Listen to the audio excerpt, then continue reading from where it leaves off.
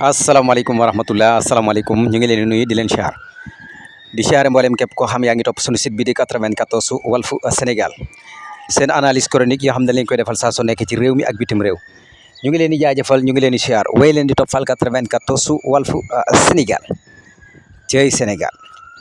scandale yi ñu dégg ci rajo yeeg télé yi fii ci Sénégal man da ngay dégg tur woo xam ne nii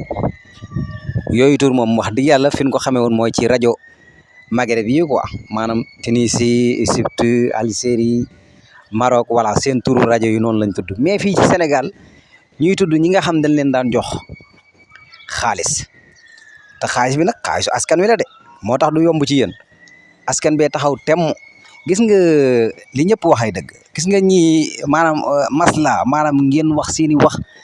voilà fexe def seeni pexe ba état àndaat ak yéen di leen bàyyil ay impôt sénégalais yi ñi ngi taxaw di leen déglu état bii fi nekk nii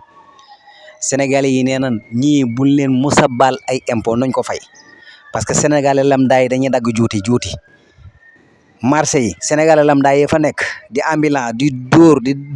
di dàqante ñooñu dañuy fay juuti waxantuma laa nag koo xam dafa taxawal entreprise voilà mu bëgg a wax bañ baal ko loolu noonu aywa yor nag njaboot léegi ñi nekk ci marché bi di jaay ñu leen di juuti ñooñu da doon yoratu njaboot dama ne Sénégal dañoo taxaw temm gis nga du Ousmane Sonko ak Diomaye déedéet problème bi du foofu de problème bi sénégalais yi tànn Ousmane Sonko ak Diomaye la maanaam ñoom dañoo taxaw pour impôt yi nga xam ne yéen da ngeen ko daan bañ a fay yéen patron yi yéen ñi wootee seen bopp patron ay patron ngeen kay ay montre cher ngeen di takk am ngeen ay immeuble yu rafet am ngeen ay 4x4 yéen a ngi incarné image yoo xam ne nii image su milliardaire lañ kan kay wax dëgg yàlla Sénégal lambda yi nga xam ne buñ xëyee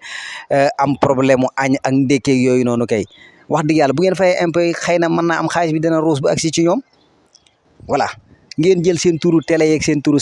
rajo yi di ko jaarale ci yenn tur yoo xam ne yow dalay leer na boo demee ci réewu Maghreb yi voilà te ngay fekk voilà yooyu turu rajo pour lan làqatu nëbbutu yaakaar na loolu du feeñ sa waaye da leen a tayle ba pare bàyyi leen fi Macky Sall da ngeen ko bëggoon a tayle mu tayle leen mbir mi booy xool di def say analyse da ngay xam ne loolu la voilà da ngeen ko bëggoon a tayle mu tayle leen voilà ndax moom xamoon na ne mbir mi jeex na waaye comme yéen a fi nekkoon da doon jéem a xool di essayer voilà xam ne mbir mi dem na ba cóol xam na ne say mënatu cee génn mu roccee ko bàyyi leen fi dem seen yoon voilà léegi nag yéen du yéen ak Ousmane Sonko ak Bassirou Diomaye Faye yéen ak askanu Sénégal la loolu mooy problème bi ndax boo duggee ci réseaux sociaux yi xaw ma nag yor ngeen tablette wala téléphone wala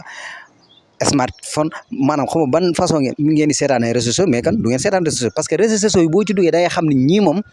Sénégal yi ci nekk pare nañ pour jàmmaarloog ñii fi nekkoon yor ay entreprise ne duñ fay impôt voilà baal amu fi sénégalais yi ñoo ko wax mboolu ñu kenn voilà fay leen voilà bu ngeen fayee day ñëwaat ci yéen voilà kan impôt yi da ngeen koy fay nu ngeen mën a def da ngeen fay impôt yi jaay leen seen immeuble yi wala ngeen jaay seen 4x4 yeeg seen montre yi